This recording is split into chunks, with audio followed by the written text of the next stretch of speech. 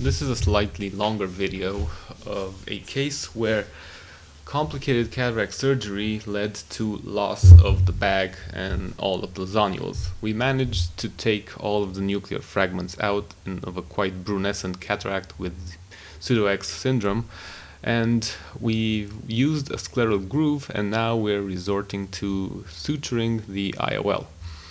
So we've marked the center of the cornea and we've marked our positions for the piercing flange technique.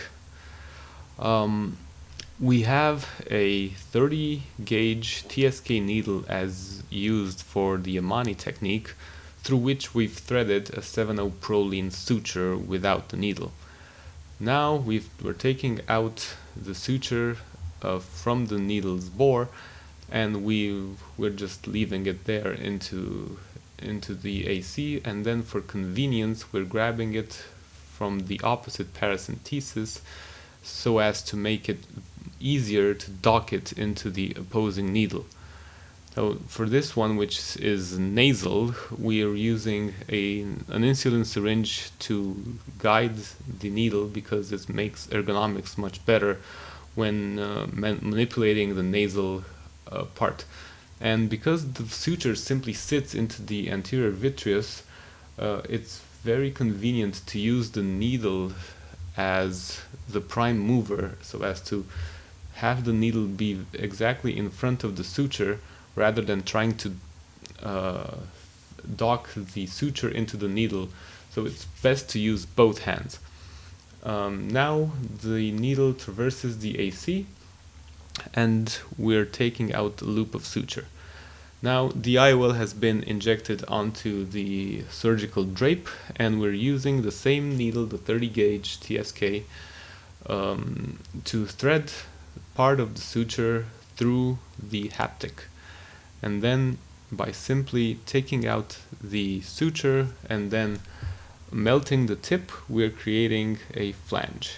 And this is what is basically the piercing flange technique.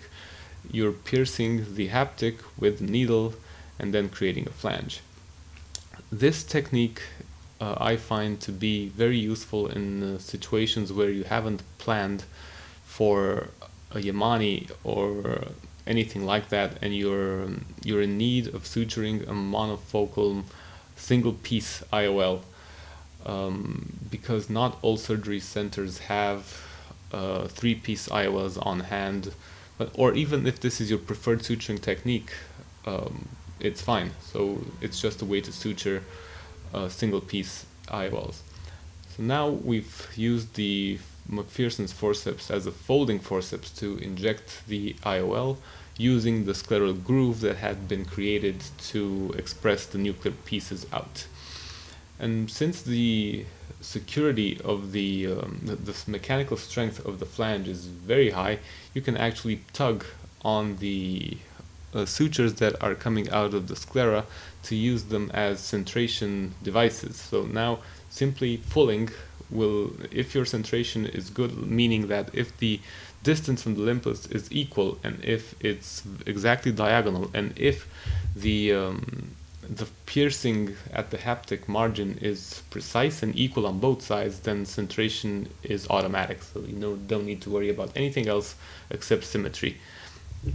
And then tension is much easier to obtain by simply pulling easily on the suture and then melting up to the forceps. There's a variant of this technique where the piercing flange is done through the optic-haptic junction, and I found that way is much more difficult to obtain centration, and you're more likely to get tilt by over-tightening.